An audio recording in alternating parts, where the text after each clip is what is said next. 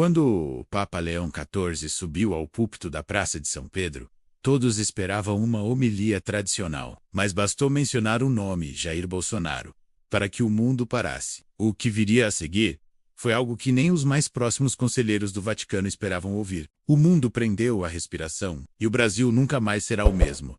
Mas antes de começar a história, inscreva-se no canal, ative o sininho e comente aqui embaixo de qual cidade você está nos assistindo.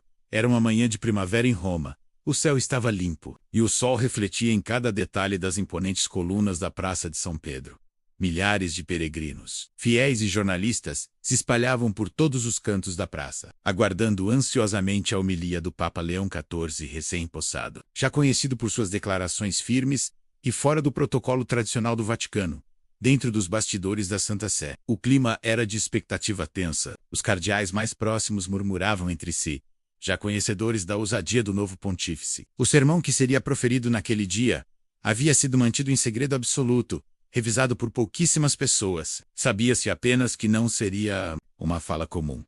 O Papa surgiu na sacada central, saudado por uma multidão em silêncio reverente. Mas antes mesmo de começar, ele levantou os olhos, como quem fala, diretamente ao céu. E então, com voz clara e pausada, disparou: "Hoje não falo apenas como líder da igreja, mas como servo da verdade." A multidão se entreolhou. A frase não parecia carregar o tom litúrgico tradicional. Algo estava por vir.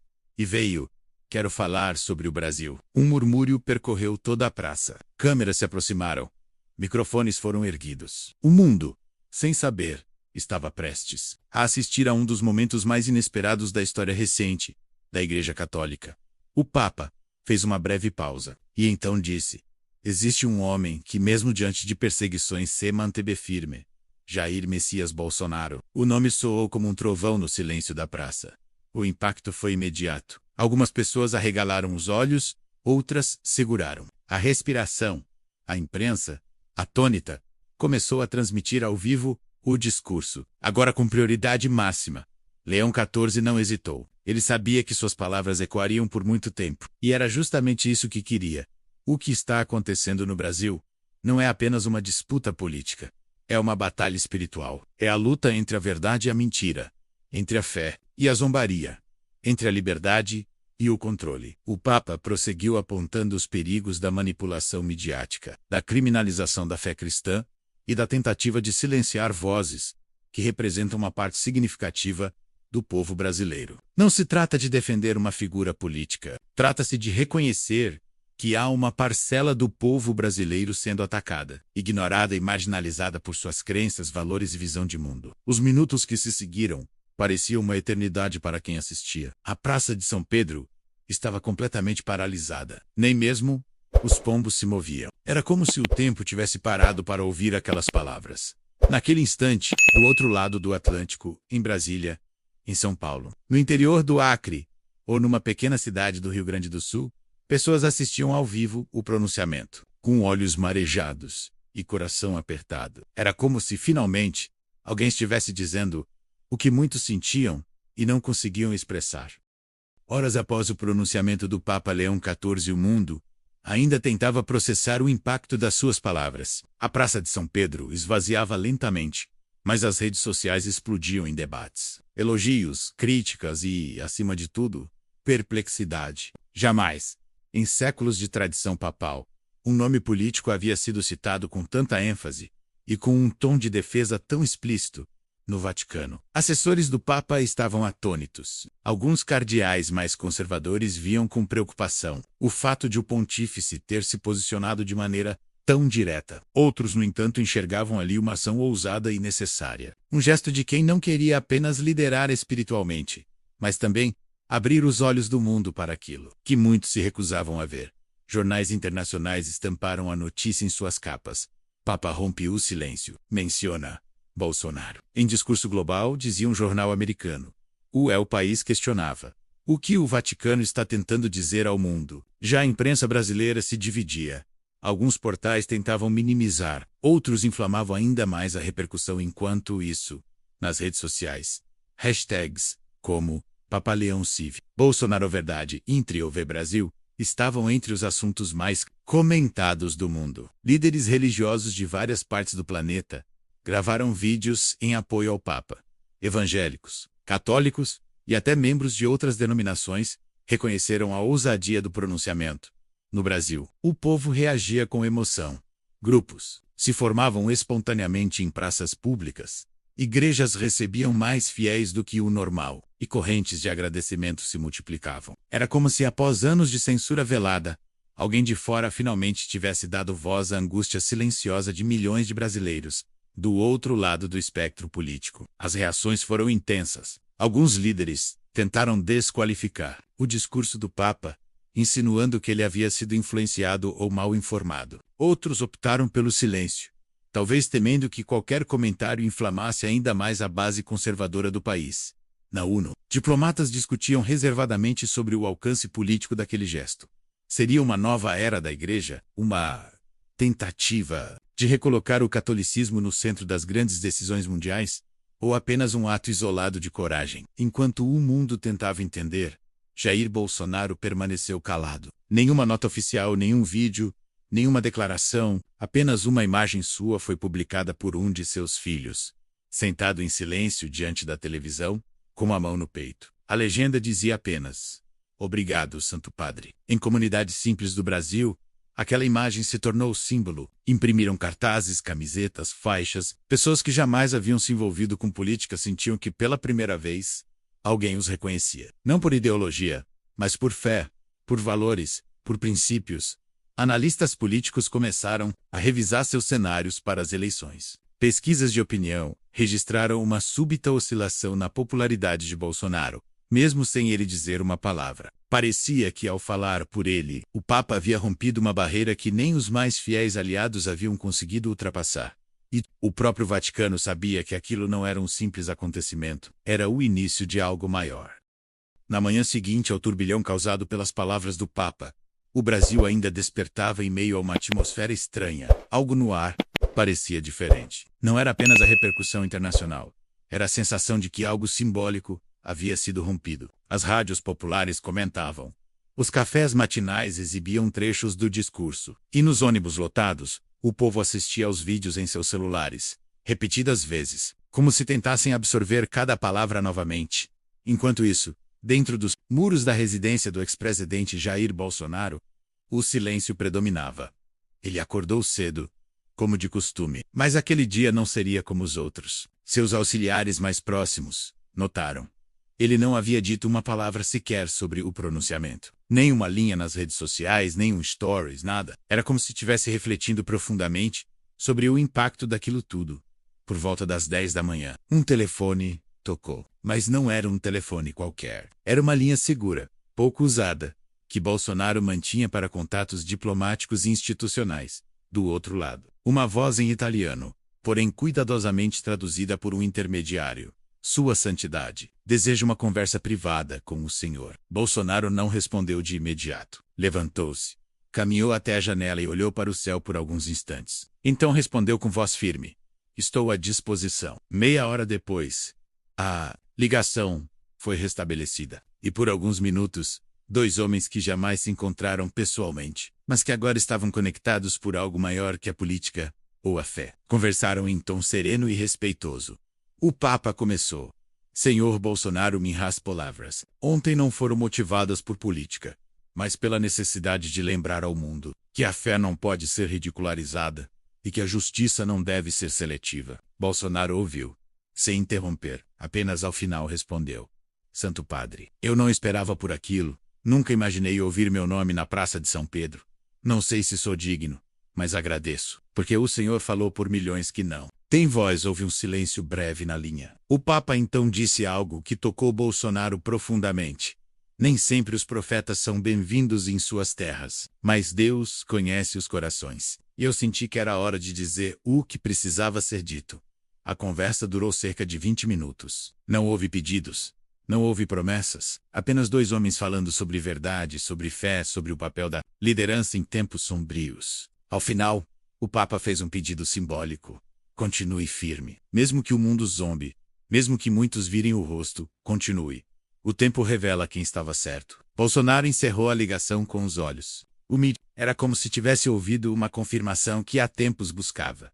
Não sobre política, não sobre eleições, mas sobre propósito. A conversa foi mantida em sigilo absoluto. Nenhuma gravação, nenhuma nota oficial. Apenas ele, o Papa e o céu. Mas algo mudou naquele dia. Ao meio-dia, Jair Bolsonaro apareceu de forma discreta em frente a uma igreja no interior de Goiás, onde estava visitando a família. Nada de comícios, nada do discursos. Apenas adjorrou-se, orou. E ao sair, apenas disse aos fiéis que o abordaram: se o Papa pode falar, nós também podemos. Não tenham medo da verdade. A cena foi registrada por um celular e viralizou nas redes sociais. Aquilo não era mais uma questão de política. Era um movimento cultural, espiritual. Uma retomada de algo que por muito tempo havia sido sufocado. Nos dias que se seguiram, o número de brasileiros que declaravam sua fé publicamente aumentou. Canais de televisão alternativos começaram a discutir o que antes era tabu. Até mesmo padres e pastores, que se mantinham neutros por receio, começaram a se posicionar com mais clareza. Dentro do Vaticano, Papa Leão XIV recebeu críticas internas. Mas ele parecia tranquilo, disse a um cardeal próximo. Se a verdade incomoda, é porque ainda há algo que precisa ser curado. E aos poucos, os ecos daquela conversa entre o Papa e Bolsonaro se espalhavam. Mesmo sem saber os detalhes, as pessoas sentiam que algo havia sido selado. Um reconhecimento espiritual, acima das disputas comuns, acima da polarização que havia tomado conta do Brasil. Bolsonaro, ainda sem dar entrevistas, permaneceu em silêncio público, mas internamente voltava a se reunir com antigos aliados, não para traçar estratégias eleitorais, mas para discutir o Brasil real, o Brasil invisível aos olhos da elite. O Brasil de gente que reza antes de dormir, que trabalha duro, que não aparece na TV, mas que sustenta o país. E enquanto a política seguia em seu ritmo normal, com seus escândalos, disputas e manchetes, algo acontecia de maneira silenciosa. Um novo sentimento de unidade, de esperança, motivado por uma única frase que cruzou continentes: Jair Bolsonaro. Duas palavras ditas em um altar global. Duas palavras que reacenderam uma chama. E o mundo começava a entender que havia muito mais em jogo do que imaginava. Os dias se transformaram em semanas, e o Brasil já não era mais o mesmo.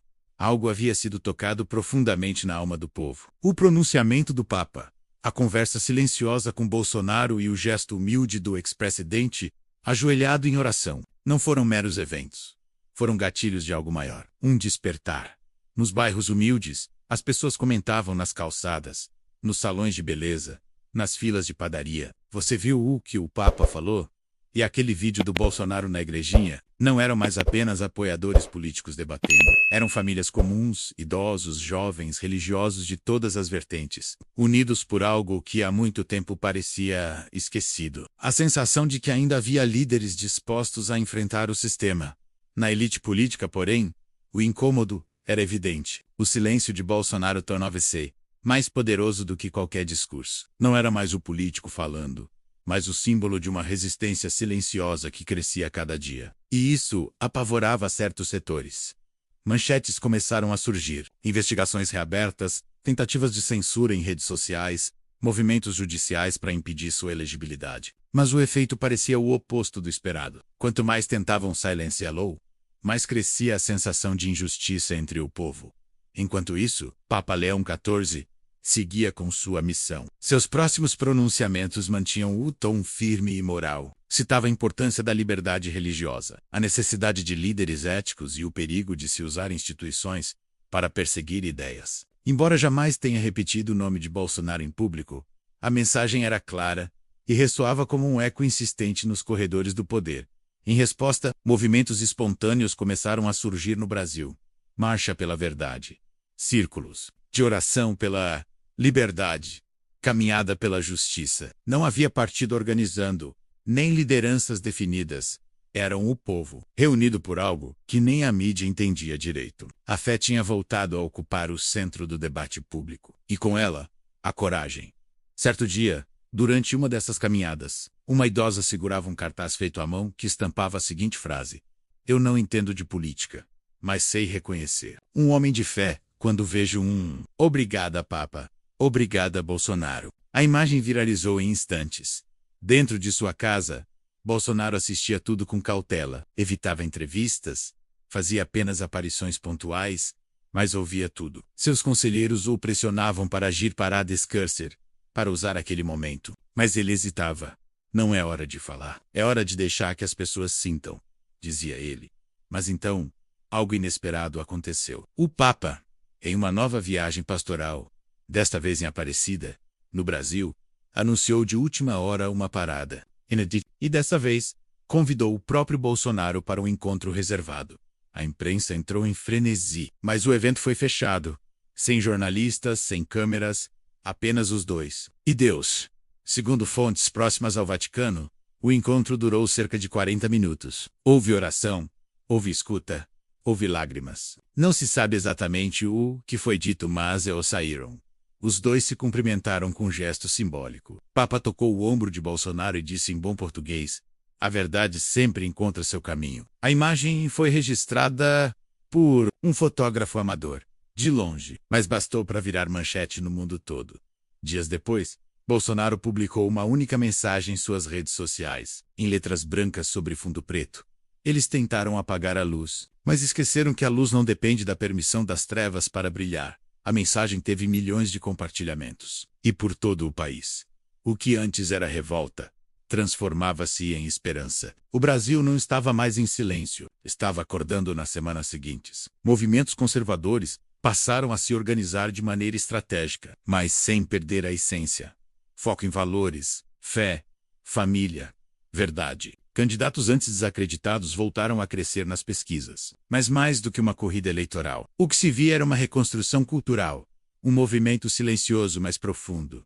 Nas consciências, quanto ao Papa, sua fama mundial aumentava, era chamado de o Pontífice da Verdade, o Papa da Coragem. E mesmo sob críticas ferozes de setores ideológicos, mantinha-se firme. Em sua última homilia, ele resumiu toda a revolução que ajudou a iniciar, com apenas uma frase: quem tem medo da verdade teme a Deus. Quem defende a verdade já começou a libertar sua nação. E o Brasil seguia mudando. Lentamente, silenciosamente, mas de forma irreversível. Porque uma vez que a luz entra, nunca mais a escuridão reina da mesma forma. Se você gostou dessa história, deixe seu comentário aqui embaixo. E diga, de qual cidade você está nos assistindo. Sua voz importa. E não se esqueça de se inscrever no canal, para não perder nenhuma das próximas histórias comoventes e surpreendentes como essa. Até a próxima!